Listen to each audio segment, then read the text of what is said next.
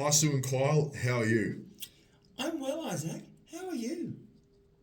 Hi, how are you? Very well, thank you, guys. Today, I'd like to discuss our service delivery plan. Sue is a member of our HR team, and I've got Kyle here, who's one of our training providers. Hi, Sue. Pleased to meet you. Nice to finally meet you, Kylie. So, what's in this plan of yours, Isaac? Okay, so our service delivery plan clearly outlines how our recruitment, training, and payroll functions will be delivered. For our recruitment, we outsource to a company called NGR Constructions to fill all vacant positions from our office workers to builders. If we require labourers, we go through labour hire. We also get subcontractors who are disciplined in other trades such as concreting and tiling to help us complete specific tasks. For our training needs, we get in people like Kyle to help us with on-the-job training. He also teaches some courses that help our workers get tickets.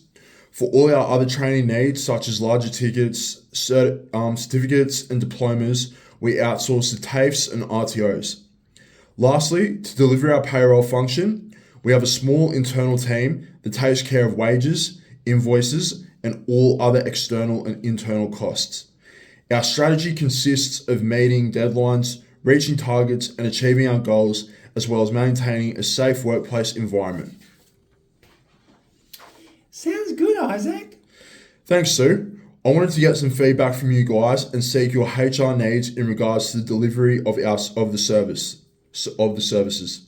I think the service works well for us as a team on paper. I just don't think the recruitment function is really meeting our needs in terms of leaving basically the whole process up to our outsourcing team. I think our line managers need to take on some elements, such as writing the job descriptions and lastly the final selection process. The payroll system works really well and our team are very hard working in terms of meeting deadlines for payments and ensuring all workers are paid on time. In terms of training, it works, but I don't feel we are really getting the best out of our training.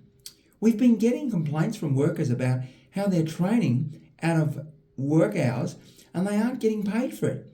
The cost of training outside work hours is very expensive, and I believe that money could be better spent elsewhere within the company.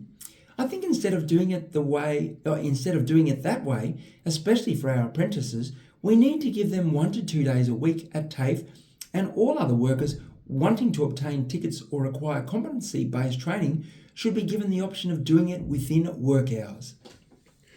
Okay, that's definitely something we could look into, but you've definitely raised some very good points, Sue. Kyle, as our training provider, what are your needs and what does the current delivery options your needs and does the current delivery options complement your service? I think outsourcing to specialist providers is a great way of doing things, but I must say not being presented with a proper schedule can really be challenging for myself as a trainer.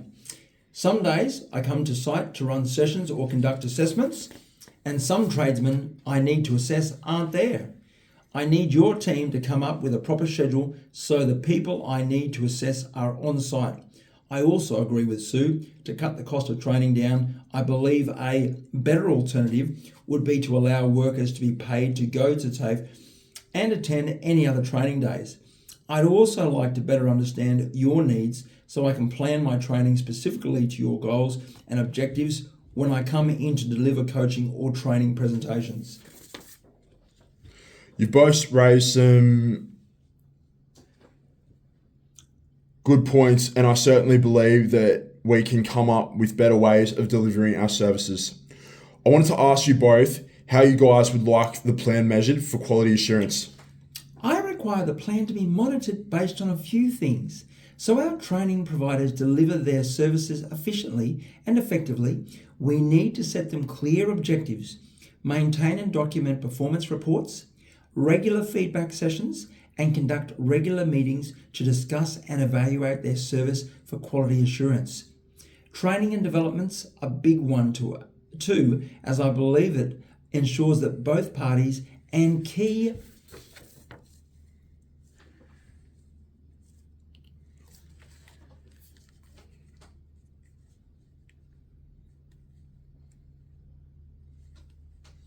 that both parties and key stakeholders are trained on quality standards and best practices. Thank you for that, Sue. How about you, Kyle?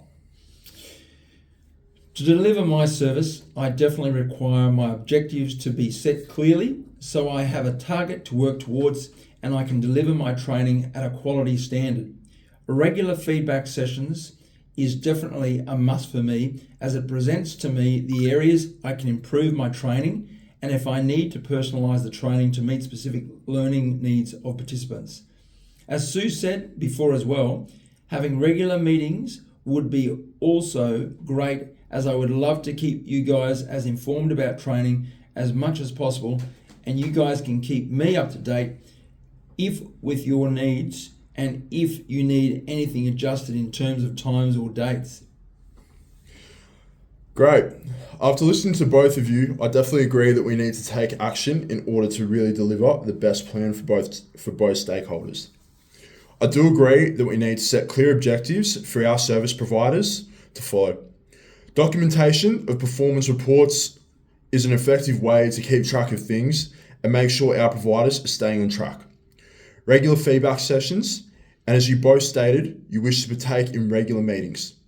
Do we all agree that by putting these strategies in place that both parties can maintain a strong business relationship and services can be delivered effectively? Totally agree, Isaac. Kyle, how about you? I agree, and as I said, I think this will be an effective way of keeping track of everything. So you're both clear on your roles and responsibilities in regards to recruitment function. Sue?